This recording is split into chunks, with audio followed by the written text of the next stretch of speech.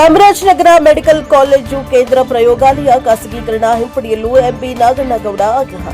ಶಾಶ್ವತ ಡೀನ್ ನೇಮಕ ಮಾಡಲು ಒತ್ತಾಯ.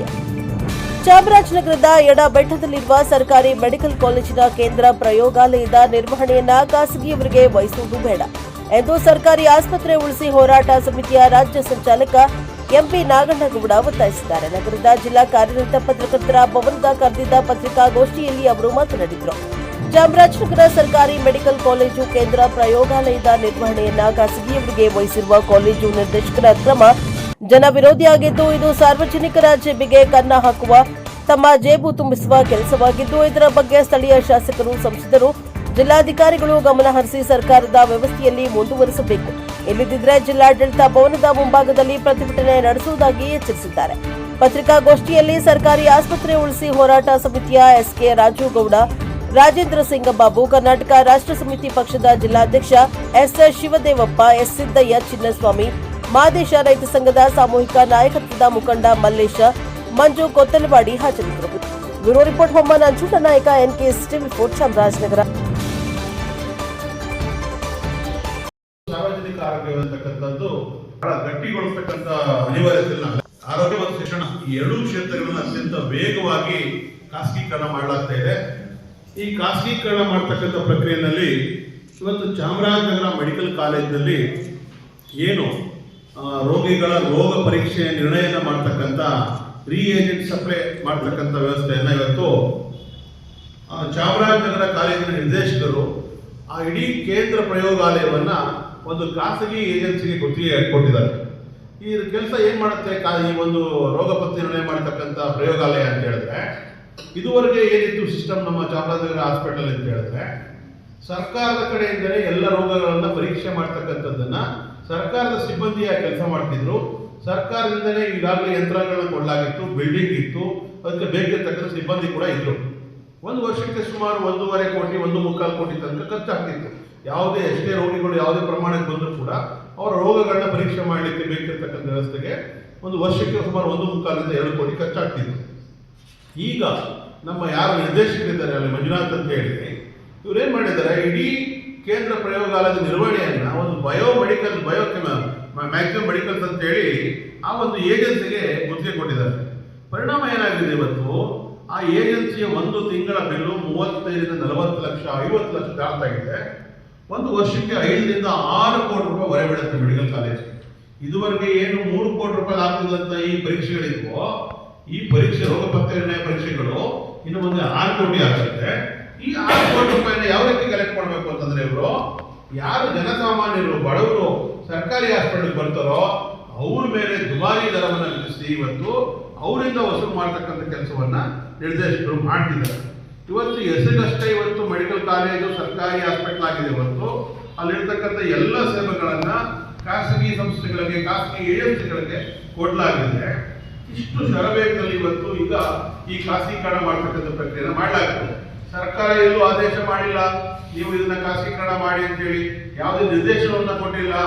ನೋಡಿ ಎಷ್ಟು ಮಟ್ಟಿಗೆ ನಮ್ಮ ನಿರ್ದೇಶಕರು ಇವತ್ತು ಯಾಮಾರಿಸ್ತಾರೆ ಅಂತ ಹೇಳಿದ್ರೆ, ನನ್ನ ಮಾಹಿತಿ ಕೇಳಿದೆ, ಯಾವಾಗ ನೀವು ವರ್ಕ್ ಆರ್ಡರ್ ಕೊಟ್ಟಿದ್ರಿ ಇದನ್ನು ಕೊಡಿ ಅಂದ್ರೆ, ನಾನು ಯಾರಿಗೂ ವರ್ಕ್ ಆರ್ಡರ್ ಕೊಟ್ಟಿಲ್ಲ ಅಂತ ಹೇಳಿ ಒಂದು ಇಬ್ಬರ ಕೊಟ್ಟಿದ್ದಾರೆ. ನಿಮ್ಗೆ ಕೊಟ್ಟರೆ ಕಾಪಿನಲ್ಲಿದೆ.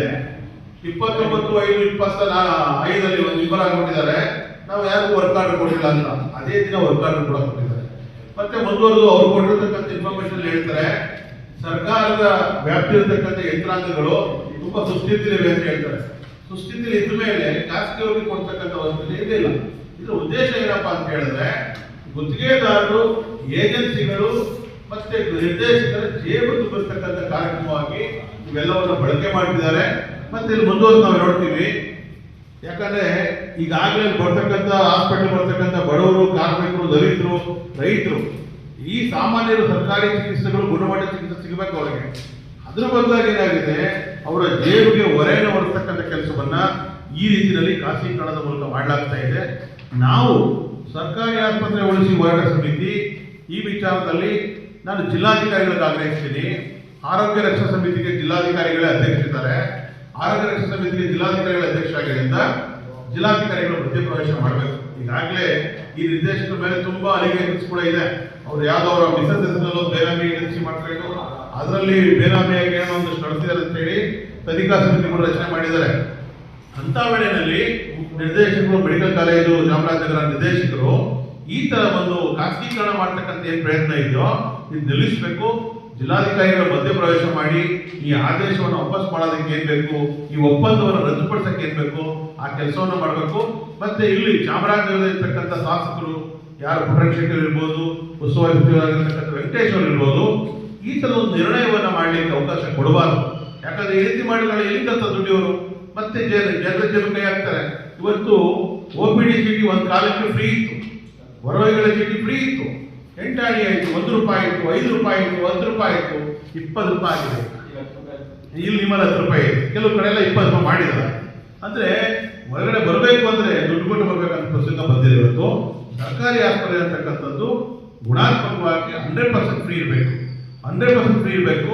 ಆದರೆ ಇವರು ದಿನೇ ಇವತ್ತು ಎಲ್ಲ ವ್ಯವಸ್ಥೆಯನ್ನ ಖಾಸಗೀಕರಣ ಮಾಡ್ತಿದ್ದಾರೆ. ಖಾಸಗೀಕರಣ ಮಾಡಿ ಇವರ ಜೇಬುಗಳನ್ನ ತುಂಬಿಸ್ತಕ್ಕಂಥ ಕೆಲಸ ನಡೆಸ್ತಾ ಇದ್ದಾರೆ ಗುತ್ತಿಗೆದಾರ ಏಜೆನ್ಸಿಗಳು, ಮತ್ತೆ ಯಾರು ನಿರ್ದೇಶಕರಿದ್ದಾರೆ ಅವರ ಜೇಬುಗಳನ್ನ. ನಾನು ಪ್ರಶ್ನೆ ಕೇಳ್ತಕ್ಕಂಥದ್ದು ಸಾಮಾನ್ಯ ವೈದ್ಯಕೀಯ ಸಚಿವರಾಗಿರ್ತಕ್ಕಂಥ ಸರ್ ಪ್ರಕಾಶ್ ಪಾಟೀಲ್ ಅವರಿಗೆ, ಪೂರ್ಣ ಪ್ರಮಾಣದ ಒಬ್ಬ ನಿರ್ದೇಶಕರನ್ನ ಈವರೆಗೆ ಯಾಕೆ ನೇಮಕ ಮಾಡಿಲ್ಲ ನೀವು? ಯಾಕೆ ನೀವು ಇನ್ನೂ ಕೂಡ ಇನ್ಚಾರ್ಜ್ ಪ್ರಭಾರಿಯಾಗಿ ನೇಮಕ ಮಾಡ್ಕೊಂಡಿದ್ದೀರಿ?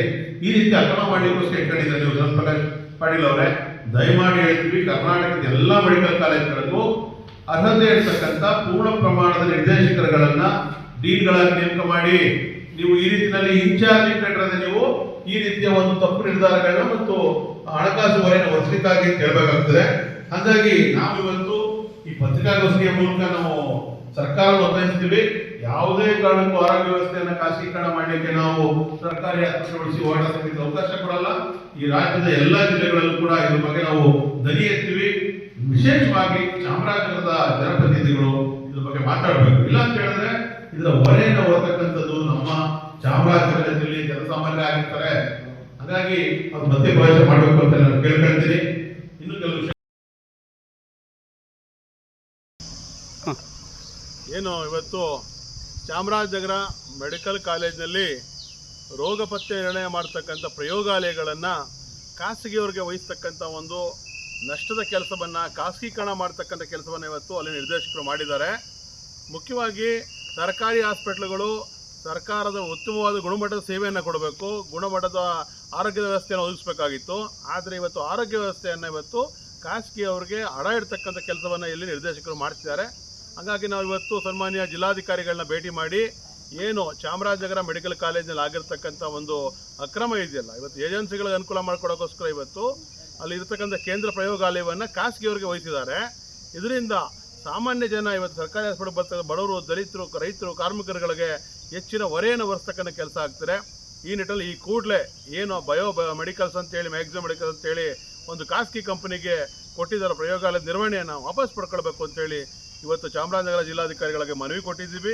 ಕೂಡಲೇ ಒಂದು ಜಂಟಿ ಸಭೆಯನ್ನು ಕರಿಬೇಕು. ಆ ಜಂಟಿ ಸಭೆಯಲ್ಲಿ ನಾವೆಲ್ಲ ಸಂಘಟನೆಗಳು ಮತ್ತು ಮೆಡಿಕಲ್ ಕಾಲೇಜ್ ಅಧಿಕಾರಿಗಳು, ಜಿಲ್ಲಾಧಿಕಾರಿಗಳ ಜೊತೆ ಸಭೆ ನಡೆಸಿ ಈ ತೀರ್ಮಾನ ವಾಪಸ್ ತಗೊಳ್ಬೇಕು. ಮತ್ತು ಮೆಡಿಕಲ್ ಕಾಲೇಜಿನಲ್ಲಿ ಇನ್ನೂ ಹಲವಾರು ಅಕ್ರಮಗಳು, ಔಷಧಿ ಖರೀದಿ ಇರ್ಬೋದು, ಟೆಂಡರ್ ಇರ್ಬೋದು, ಹಲವಾರು ಅಕ್ರಮಗಳನ್ನ ನಡೆಸಲಾಗ್ತಿದೆ. ಒಂದು ರೀತಿಯಲ್ಲಿ ಇದು ಹೆಸರಿಗೆ ಸರ್ಕಾರಿ ಹಾಸ್ಪಿಟಲ್ ನಡೀತಿರ್ತಕ್ಕಂಥ ಖಾಸಗಿ ಹಾಸ್ಪಿಟಲ್ ಥರ ಇದೆ.